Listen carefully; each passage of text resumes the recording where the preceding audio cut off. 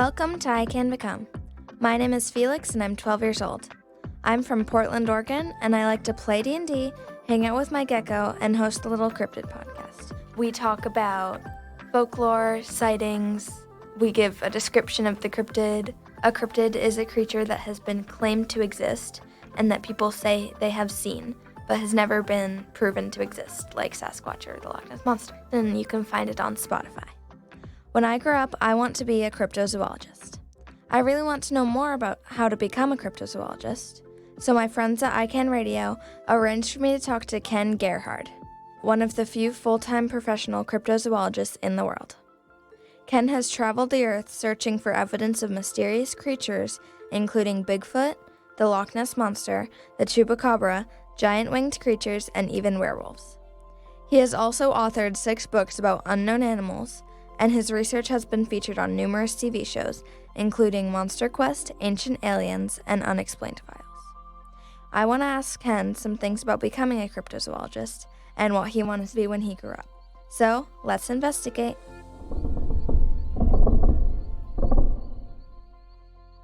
Hi Ken, thank you for being on I Can Become. Hi Felix, it's a real pleasure to be here with you. Thanks for having me on. Yeah, my first question is, what did you want to be when you grew up? What did I want to be?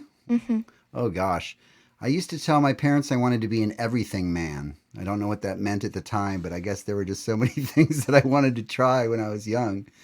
So I certainly never planned to be a cryptozoologist. I mean, I've been fascinated by the topic since I was about 8 or 9 years old, but it just never occurred to me that I could, do this full time. So I feel very honored.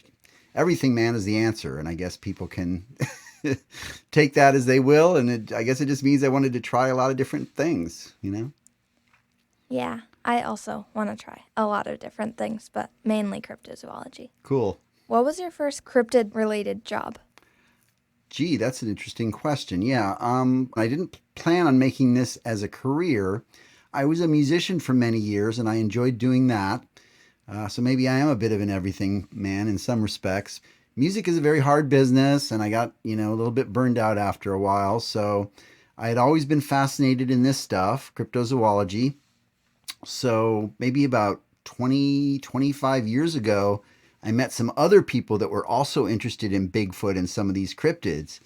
And I met up with them, and they encouraged me, and one of them told me to write a book. I said, wow, I want to do this, all the time. How do I do it? And he said, if you write a book, that's a good first step. So that's what I did. I wrote my first book called Big Bird, Modern Sightings of Flying Monsters. I finally published it in, I think, 2007. And it took me a while, but I guess that was my first job because that was the first time I ever, was able to make a little bit of money doing this. I also want to be an author, so that's good news for me. Awesome. What does a typical day look like as a cryptozoologist? Oh, well, it just depends. Sometimes I'm traveling, doing investigations around the country or the world. So obviously if I'm traveling, if I'm on an expedition, then that's dictated by, what has to be done, what preparation or hiking, traveling from one place to another. And sometimes I do events and conferences where I give lectures or speak at libraries. So that whole day is usually just wake up, travel to the location, set things up, do a presentation, and so forth. I do a lot of reading and research. I interview people, whether they're eyewitnesses who claim they've seen cryptids, or sometimes I do, interviews myself, like this one here, where people want to talk to me for a few minutes. My typical day is just kind of working here at my desk, but planning, for the future, like future expeditions and different projects that I want to take. Yeah. What's your favorite thing about your career? Well, I just mentioned travel. That's pretty good. I've been all over the world to 26 different countries. I've been on every continent except Antarctica. I've hiked along the Amazon River in the jungle. I've been in the jungles of Central America, some pretty remote areas, kind of like Indiana Jones scenery with pyramids and, monkeys and different things. So I would say traveling and just the people that you get to meet, really, really very interesting people. The traveling sounds really cool that you do. What's your least favorite thing about your career? Oh, gosh. That's a good question. I mean, I guess I feel pretty darn lucky. A lot of people tell me they wish they could do this kind of thing. So, I guess if I'm to be honest, it's not as easy to make money as you might think. I do write books and I get different, what are called royalties or payments every month. I sell books to people. I speak and do lectures and presentations. I make a little money that way. And sometimes I get a TV show, but I'm self employed and I don't have anyone behind me granting me funds or financial support. So I'm kind of on my own and I have to spend a lot of money on travel and equipment and different things. So, it's just like any other job. Sometimes you have to really, figure out ways to make money and, plan for the future so that you've got income, in the coming days, weeks, months, or what have you. So there's a lot of pressure in terms of just making a living doing this full time. Okay, keep it in mind. What are some skills I would need to become a cryptozoologist? Well, one thing I regret, honestly, Felix, is that I never got a college degree in zoology. So cryptozoology and the study of cryptids is honestly about zoology and the study of animals, even though we're looking for presumably mysterious or legendary animals. I feel like it would have given me more credibility. A lot of times when I meet real scientists and academics, and I work with people at zoos and things, that they probably wonder like what my credentials are in terms of being able to do this kind of work. So I guess I wish I had gotten a college degree, and that would have given me more of a scientific foundation and probably a little bit more credibility from some of my peers. What's the hardest thing to overcome as a cryptozoologist? If you didn't know this, Felix, only about 20% of the population thinks that there's any chance that like Bigfoot or any other cryptid might exist. So 4 out of 5 people in the general public think we're a little bit off our rocker. So I do get, people that are very cynical or skeptical that make remarks or smirk at me and this and that. So, I try not to let it get to me. I love what I do and I believe in what I do. But it can be a little bit frustrating. And honestly, a lot of people come to me, with that same question. If they're getting into Bigfoot research and everyone in their family or their circle of friends thinks they're a little bit nuts and they ask me, how do you deal with this? If people, kind of make fun of you and tease you and stuff. And I say, well, you just can't, give it too much concern. People are going to think what they want to think. So, yeah, my parents are like a little bit skeptical. That's okay. I mean, yeah. Most people that I've encountered just think it's like cool and don't exactly believe Oh, well, that's encouraging, Felix. Young people that seem to have an interest in this. So, but I don't blame your parents for being a little bit skeptical because honestly, there are a lot of hoaxes and things that go on in this field. So sometimes it's hard to believe. What's your favorite cryptid? Well, I get asked that a lot, and it's very tough for me to choose. I love them all for different reasons, but I guess my very favorite cryptid is something called a thunderbird. And if your listeners haven't heard of that, there are many Native American legends of gigantic, monstrous birds with wingspans 15 to 20, 30 feet across, way bigger than any known birds in North America.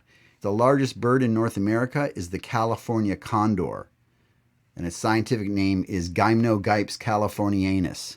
And it has a wingspan about 9.5 feet long or across, which is pretty big. But, I mean, people are describing birds twice or 3 times that big. And so, like I said, there's many Native American legends. They're called thunderbirds because supposedly the beating of their wings creates thunder. That's how big they are. And they can even shoot lightning out of their eyes. And they're often associated with storms. But I got to tell you, Felix, I've interviewed dozens of people who swear they've seen these giant birds and that they're not anything known. So I've written books about that.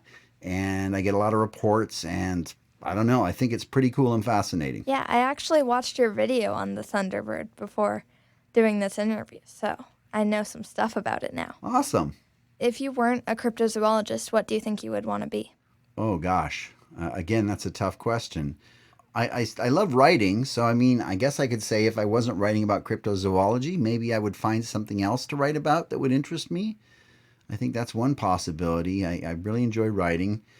When I was very young, maybe your age, I acted in the local theater, and I got some awards and stuff for that, and that was kind of fun. So, I like watching. I like going to the movies and watching movies, and I like different actors that are really good.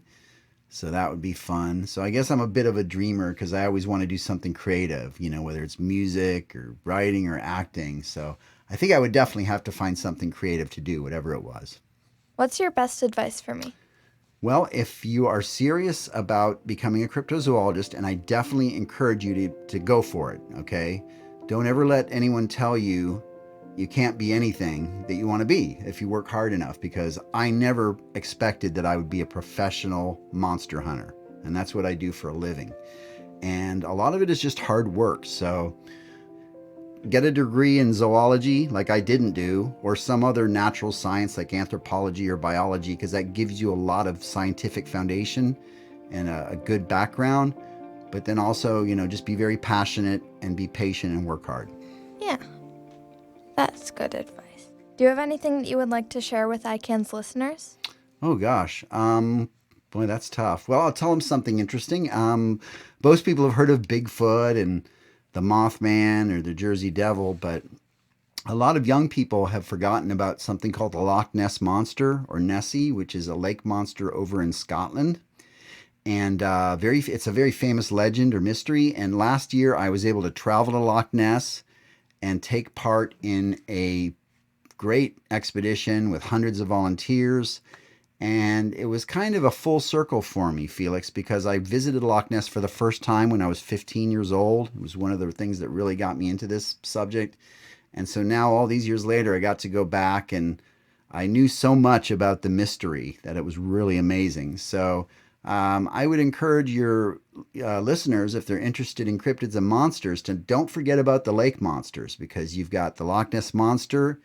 And here in North America, we have lake monsters like Champ, the Lake Champlain monster, or the Ogopogo from Canada.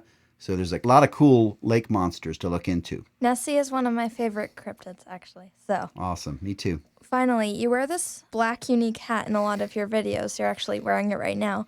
Do you have a story behind that hat?